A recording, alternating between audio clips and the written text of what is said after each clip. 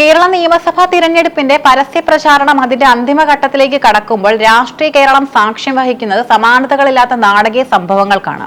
വികസന നേട്ടങ്ങൾ ഉയർത്തിക്കാട്ടി ഭരണ തുടർച്ച ലക്ഷ്യമിടുന്ന LDFും സർക്കാരിനെതിരെയുള്ള അഴിമതി ആരോപണങ്ങൾ ആയുധമാക്കുന്ന UDFും BJPയും നേർക്കുനേർ പോരാടുമ്പോൾ മുഖ്യമന്ത്രി പിണറായി വിജയൻ വിളിച്ചു ചേർത്ത വാർത്താ സമ്മേളനം ഒരു രാഷ്ട്രീയ സമരവേദിയായി മാറിയിരിക്കുകയാണ്. ചോദ്യങ്ങൾ ചോദിക്കാൻ അനുവദിക്കാത്തതിലും പാർട്ടി മാധ്യമങ്ങൾക്ക് മാത്രം മുൻഗണന നൽകുന്നതിലും പ്രതിഷേധിച്ച മാധ്യമപ്രവർത്തകർ പരസ്യമായി രംഗത്തിറങ്ങിയത് കേരളത്തിലെ രാഷ്ട്രീയ ചരിത്രത്തിൽ അപൂർവമായ ഒന്നാണ്. തിരഞ്ഞെടുപ്പിന് മുന്നോടിയായി സർക്കാരിന്റെ 10 വർഷത്തെ പ്രോഗ്രസ് കാർഡ് ജനങ്ങൾക്ക് മുന്നിൽ അവതരിപ്പിക്കാനാണ് മുഖ്യമന്ത്രി വാർത്താ സമ്മേളനം വിളിച്ചത്. എന്നാൽ തുടക്കം മുതൽ തന്നെ ചോദ്യങ്ങൾ ചോദിക്കുന്ന കാര്യത്തിൽ മാധ്യമപ്രവർത്തകർക്കിടയിൽ അസംതൃപ്തി നിലനിന്നിരുന്നു. കൊല്ലത്ത് നടന്ന വാർത്താ സമ്മേളനത്തിൽ മുഖ്യമന്ത്രിയുടെ സമീപനത്തിനെതിരെ മാധ്യമപ്രവർത്തകർ പൊട്ടിത്തെറിക്കുകയായിരുന്നു. മുൻകൂട്ടി നിശ്ചയിച്ച പ്രകാരം CPM അനുകൂല മാധ്യമങ്ങളായ കൈരളി, ദേശാഭിമാനി എന്നിവയുടെ പ്രതിനിധികൾക്ക് മാത്രം ചോദ്യങ്ങൾ ചോദിക്കാൻ അവസരം നൽകുന്നുവെന്നും മറ്റ് മാധ്യമങ്ങളുടെ നിർണായകമായ ചോദ്യങ്ങൾ അവഗണിക്കപ്പെടുന്നുവെന്നും പ്രതിഷേധിച്ചവർ ആരോപിച്ചു. ഇത് മോശമാണ് CMA. കൈരളിയുടെയും ദേശാഭിമാനിയുടെയും ചോദ്യങ്ങൾക്ക് മാത്രം മറുപടി നൽകിയാൽ പോരാ എന്ന് മാധ്യമപ്രവർത്തകർ പരസ്യമായി വിളിച്ചു പറഞ്ഞതോടെ ഹാൾ സംഘർഷഭരിതമായി. സാധാരണഗതിയിൽ മുഖ്യമന്ത്രി വാർത്താ സമ്മേളനം അവസാനിപ്പിച്ച് എഴുന്നേറ്റാൽ മാധ്യമപ്രവർത്തകർ അത് അംഗീകരിക്കാറാണ് പതിവ്. എന്നാൽ ഇത്തവണ 3 ചോദ്യങ്ങൾക്ക് ശേഷം മുഖ്യമന്ത്രി എഴുന്നേറ്റ് പോകാൻ ശ്രമിച്ചപ്പോൾ മാധ്യമപ്രവർത്തകർ കൂട്ടത്തോടെ പ്രതിഷേധിച്ചു. ഇതോടെ നാടകീയമായി മുഖ്യമന്ത്രി തിരികെ വന്നിരുന്ന് മറുപടി നൽകാൻ നിർബന്ധിതനായി. ചോദ്യം മനസ്സിലുണ്ടായാൽ പോരാ, സമയം കഴിഞ്ഞതുകൊണ്ടാണ് അവസാനിപ്പിക്കുന്നതെന്നായിരുന്നു മുഖ്യമന്ത്രിയുടെ വിശദീകരണം. ഈ പ്രതിഷേധത്തിന് പിന്നിൽ കേവലം മുൻഗണനയുടെ പ്രശ്നം മാത്രമല്ല ഉള്ളത്. തിരഞ്ഞെടുപ്പ് കാലത്ത് സർക്കാർ നേരിടുന്ന ചില കടുത്ത ചോദ്യങ്ങളിൽ നിന്ന് മുഖ്യമന്ത്രി ഒളിച്ചോടുകയാണെന്നാണ് പ്രധാന വിമർശനം.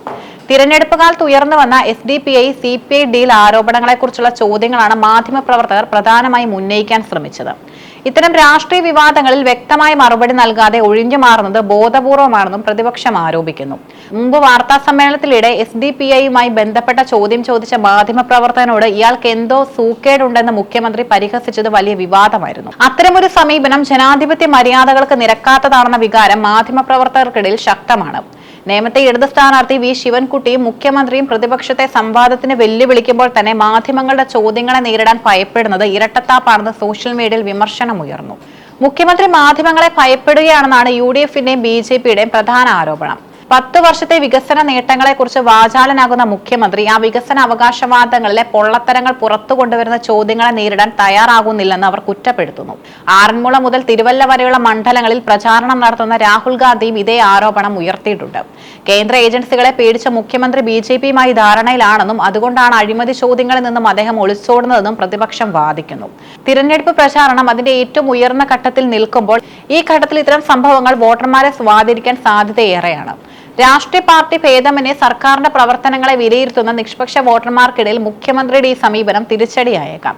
ജനാധിപത്യത്തിന് 4ാം തൂണായ മാധ്യമങ്ങളോട് ഭരണാധികാരി കാണിക്കേണ്ട മര്യാദയെക്കുറിച്ചുള്ള ചർച്ചകൾ ഗൗരവകരമായി ഉയരുന്നുണ്ട്. വികസന നേട്ടങ്ങൾ ചർച്ചയാക്കേണ്ട സമയത്ത് മുഖ്യമന്ത്രിയുടെ പെരുമാറ്റം പ്രധാന ചർച്ചാ വിഷയമാക്കുന്നത് LDFന് തലവേദന സൃഷ്ടിക്കുന്നുണ്ട്. മുഖ്യമന്ത്രി പിണറായി വിജയൻ എല്ലാ ദിവസവും മാധ്യമങ്ങളെ കാണാറുണ്ടെങ്കിലും ഇത്തവണ പ്രതിഷേധം സർക്കാരിന് നൽകുന്ന സൂചനകൾ ഗൗരവകരമാണ്. ചോദ്യങ്ങൾ ചോദിക്കാനുള്ള മാധ്യമപ്രവർത്തകരുടെ അവകാശം തടയപ്പെടുമ്പോൾ അത് ജനാധിപത്യപരമായ സംവാദങ്ങളെ ഇല്ലാതാക്കുന്നു. കടക്ക് പുറത്തുനിന്ന് മുൻപ് മാധ്യമങ്ങളോട് പറഞ്ഞ മുഖ്യമന്ത്രിയുടെ ശൈലി ഇപ്പോഴും മാറിയിട്ടില്ലെന്ന വിമർശനം ശക്തമാവുകയാണ്. നാളെയും മുഖ്യമന്ത്രി മാധ്യമങ്ങളെ കാണാനിരിക്കുകയാണ്. ഇന്നത്തെ നാടകീയ രംഗങ്ങൾക്ക് ശേഷം നാളെ അദ്ദേഹം സ്വീകരിക്കുന്ന നിലപാട് കേരള രാഷ്ട്രീയത്തിൽ വലിയ ചലനങ്ങൾ സൃഷ്ടിക്കും. ചോദ്യങ്ങളെ നേരിടുമോ അതോ പഴയപടി പാർട്ടി മാധ്യമങ്ങൾക്ക് മാത്രം അവസരം നൽകി മടങ്ങുമോ എന്നത് വരാനിരിക്കുന്ന തിരഞ്ഞെടുപ്പ് ഫലത്തെ പോലും സ്വാധീനിച്ചേക്കാവുന്ന ഘടകമാണ്.